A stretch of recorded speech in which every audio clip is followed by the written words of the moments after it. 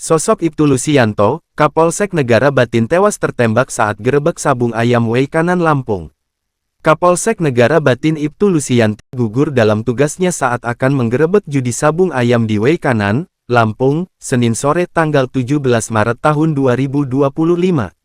Ibtu Lusianto tewas tertembak setelah terlibat baku tembak di lokasi penggerebekan judi sabung ayam tersebut.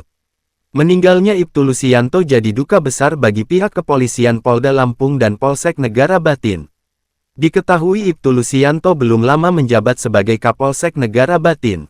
Pasalnya dirinya baru resmi menjabat pada tanggal 11 Desember tahun 2023 silam.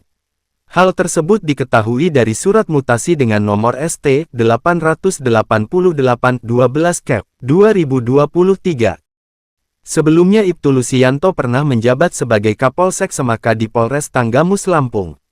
Selain itu, sosok Ibtu Lusianto memang dikenal dekat dengan warga terlihat dari beberapa kegiatan dilakukan bersama anggotanya.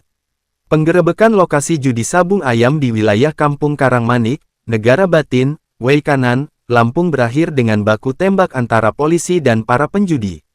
Akibatnya dari baku tembak tersebut menimbulkan 3 korban meninggal dunia dari pihak kepolisian.